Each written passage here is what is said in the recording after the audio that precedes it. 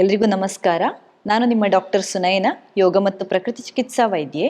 ಆಹಾರವೇ ಔಷಧ ಕಾರ್ಯಕ್ರಮಕ್ಕೆ ಸ್ವಾಗತ. ಕೆಲವು ಪೇಷಂಟ್ಸ್ಗಳು ನನ್ನ ಹತ್ರ ಬಂದವರು ಹೇಳ್ತಾರೆ, ಕೈ ಕಾಲೆಲ್ಲ ಟಿಂಗ್ಲಿಂಗ್ ಸೆನ್ಸೇಷನ್ ಸ್ಟಾರ್ಟ್ ಆಗಿದೆ ಅಂತ. ಒಂದು 40 ದಾಟಿದ ಮೇಲೆ ಅವರಿಗೆ ಸಾಧಾರಣ ಅಂತಹ ಸಮಸ್ಯೆಗಳು ಬರ್ತವೆ. ಈ ಕಾಲು ಉರಿ ಬರುವಂಥದ್ದು, ಕೈಗಳು ಉರಿ ಬರುವಂಥದ್ದು ಅಥವಾ ಟಿಂಗ್ಲಿಂಗ್ ಸೆನ್ಸೇಷನ್ ಬರುವಂಥ. ಕೆಲವರಿಗೆ ಉಂಟಲ್ಲ, ಈ ಒಂದು ಶರ್ಟ್ ಬಟನ್ಗಳು ಆರಾಮಾಗಿ ಹಾಕೊಳ್ಳಿಕ್ಕೆ ಆಗುದಿಲ್ಲ, ಕೈ ಅದು ಮಾತು ಕೇಳೋದಿಲ್ಲ, ಆ ಥರ ಆಗುವಂಥದ್ದು. ಕಾಲಿನ ಕೆಳಗಡೆ ಸೆನ್ಸೇಷನ್ ಕಡಿಮೆ ಆಗುವಂಥದ್ದು, ಚಪ್ಪಲಿ ಹಾಕಿದ ಹಾಗೆ ಅನಿಸೋದಿಲ್ಲ, ಹಾಕಿದ್ರು ಹಾಕದೇ ಇದ್ರು ಒಂಥರ ಚಪಾತಿ ಹಿಟ್ಟಿನ ಮೇಲೆ ನಡೆದ ಹಾಗೆ ಫೀಲಿಂಗ್ ಬರುವಂಥದ್ದು, ಒಂಥರ ಸಾಫ್ಟ್ ಕಾಟನ್ ಮೇಲೆ ನಡೆದ ಹಾಗೆ ಎಲ್ಲ ಫೀಲಿಂಗ್ ಬರುವಂಥದ್ದು. ಅಂದರೆ ಕಾಲಿನ ಕೆಳಗಡೆ ಸೆನ್ಸೇಷನ್ನೇ ಕಡಿಮೆ ಆಗಿರುವಂಥದ್ದು. ಇನ್ನು ಕೆಲವರಿಗೆ ಮರ್ತು ಹೋಗುವಂಥದ್ದು, ತುಂಬ ಮುಂಚೆ ಎಲ್ಲ ತುಂಬ ಮೆಮೊರಿ ಶಾರ್ಪ್ ಇತ್ತು, ಈಗೆಲ್ಲ ಮರ್ತು ಹೋಗ್ತಾ ಇದೆ. ಇಂತಹ ಸಮಸ್ಯೆಗಳು ಬಹಳಷ್ಟು ಕಾಡ್ತಾ ಇದೆ. ಈಗೀಗ ಕ್ವಾಲಿಟಿ ಆಫ್ ಲೈಫ್ ಕಡಿಮೆ ಆಗ್ತಾ ಇದೆ ಅಂತ ತುಂಬ ಜನ ಕಂಪ್ಲೇಂಟ್ ಮಾಡ್ತಾ ಬರ್ತಾರೆ. ಯಾಕೆ ಹೀಗಾಗ್ತಾ ಇದೆ ಅಂದರೆ, ಮುಖ್ಯವಾಗಿ ನಾವು ನೋಡುವಂಥದ್ದು ನರ್ವಸ್ ಸಿಸ್ಟಮ್ ಆರೋಗ್ಯವಾಗಿರಬೇಕು. ಒಂದು ಏಜ್ ಆದಮೇಲೆ, ಒಂದು 50-60 ವರ್ಷ ಆದಮೇಲೆ ಇಂಥ ಸಣ್ಣ ಸಣ್ಣ ಸಮಸ್ಯೆಗಳು ಕಾಮನ್ ಆಗಿರ್ತವೆ. ಕಾಮನ್ನೇ, ಅದು ನಾವು ಅದನ್ನು ಅವಾಯ್ಡ್ ಮಾಡ್ಲಿಕ್ಕಂತೂ ಕಂಪ್ಲೀಟಾಗಿ ಆಗೋದಿಲ್ಲ, ಯಾಕಂದರೆ ದೇಹ ಸ್ವಲ್ಪ ಏಜ್ ಆಗಿರ್ತದೆ ದೇಹಕ್ಕೆ. ಹಾಗಾಗಿ ಆದರೆ ನೋಡಿ, ಕೆಲವು ಪೊಲಿಟಿಷಿಯನ್ಗಳಿರ್ಬಹುದು, ಇನ್ನು ಕೆಲವರು ಏಜ್ ಆದವರು, ಒಂದು 50 ಬಿಡಿ, ಒಂದು ಸಾಧಾರಣ ಒಂದು 70-80 ದಾಟಿದ ಮೇಲೆ ಕೂಡ ತುಂಬ ಆಕ್ಟಿವ್ ಇರ್ತಾರೆ. ಎಲೆಕ್ಷನ್ನಲ್ಲಿ ಪಾರ್ಟಿಸಿಪೇಟ್ ಮಾಡಿ ಗೆಲ್ತಾರೆ. ಅವರ ಒಂದು ಉತ್ಸಾಹ ನೋಡಿ, ಅವರಿಗೆ ಆ ನರಮಂಡಲಗಳು ಎಷ್ಟು ಆಕ್ಟಿವ್ ಆಗಿ ಕೆಲಸ ಮಾಡ್ತಿರಬಹುದು. ಹಾಗಾಗಿ ಈ ಏಜ್ ಆದಮೇಲೆ ಕೂಡ ಆಕ್ಟಿವ್ ಆಗಿರಬೇಕು. ಅಂದರೆ ಆ ನರಮಂಡಲಗಳು ಚುರುಕಾಗಿ ಕೆಲಸ ಮಾಡ್ತಾ ಇದ್ರೆ, ಆ ಒಂದು ಕಂಡಕ್ಷನ್ ಕರೆಕ್ಟ್ ಆಗಿದ್ರೆ, ಆವಾಗ ನೀವು ಆಕ್ಟಿವ್ ಆಗಿರಲಿಕ್ಕೆ ಬಹಳಷ್ಟು ಸಹಕಾರಿ ಆಗ್ತದೆ. ಹಾಗಾಗಿ ಈ ನರಮಂಡಲಗಳ ಆರೋಗ್ಯವನ್ನ ಕಾಪಾಡಿಕೊಳ್ಬೇಕು ನಾವು. ಈ ನರಮಂಡಲಗಳು ಯಾಕೆ, ಈ ನರ್ವಸ್ ಸಿಸ್ಟಮ್ ಯಾಕೆ ಹಾಳಾಗ್ತಾ ಹೋಗ್ತದೆ, ಅದಕ್ಕೆ ಯಾವ ಒಂದು ರೀತಿಯಲ್ಲಿ ನಾವು ಅದನ್ನು ಪ್ರಿಕಾಷನ್ ಅಥವಾ ಯಾವ ರೀತಿಯಲ್ಲಿ ಅದನ್ನು ಸರಿ ಮಾಡಿಕೊಳ್ಬೋದು ಅನ್ನುವಂಥದ್ದನ್ನು ಇವತ್ತು ನೋಡ್ತಾ ಹೋಗುವ. ಮುಖ್ಯವಾಗಿ ಈ ನರ್ವಸ್ ಸಿಸ್ಟಮ್, ಈ ನರಗಳು ಯಾವ ರೀತಿಯಲ್ಲಿ ಮಾಡಲ್ಪಟ್ಟಿದೆ ಅಂದರೆ, ಅದೊಂಥರ ಎಲೆಕ್ಟ್ರಿಕ್ ವಯರಿನ ಹಾಗೆ ಇರ್ತದೆ.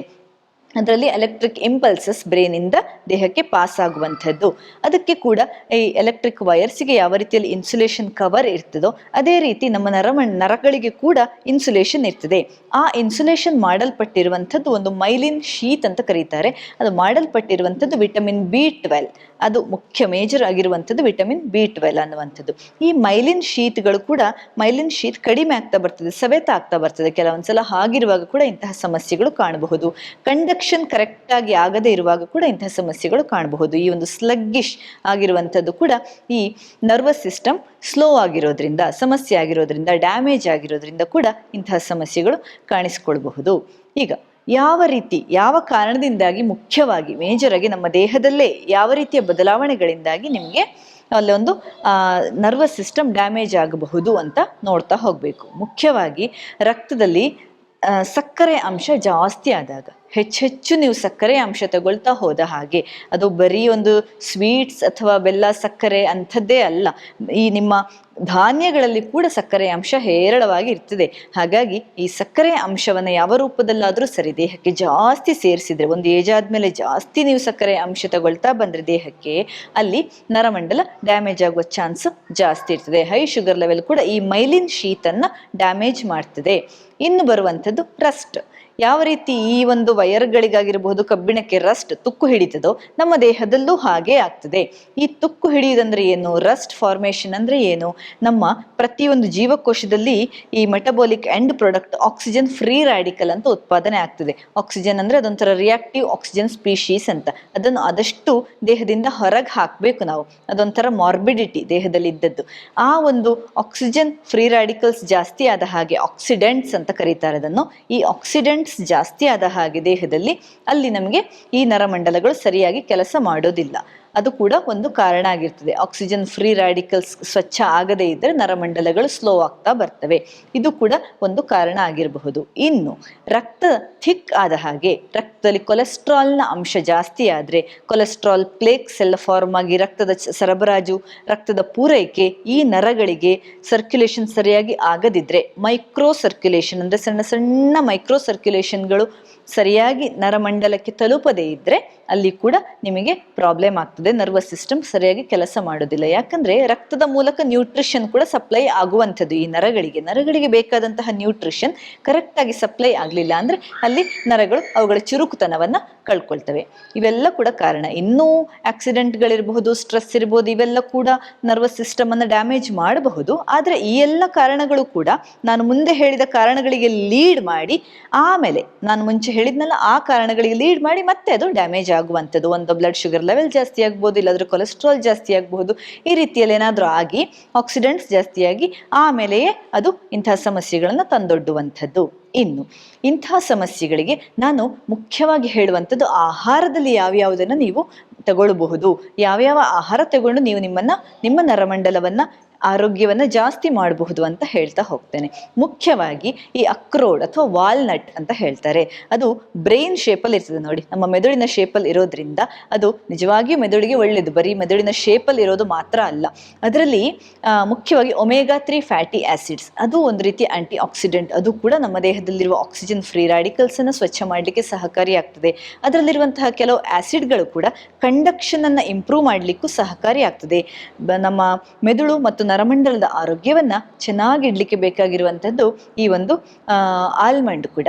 ಈ ಆಲ್ಮಂಡ್ ಅಲ್ಲ, ವಾಲ್ನಟ್. ಆಲ್ಮಂಡ್ ಕೂಡ ಇದೆ, ಅದರ ಜೊತೆಗೆ ವಾಲ್ನಟ್ ಅನ್ನುವಂಥದ್ದು ಮುಖ್ಯವಾಗಿ ನಮ್ಮ ನರಮಂಡಲಕ್ಕೆ ಬಹಳ ಒಳ್ಳೆಯದು.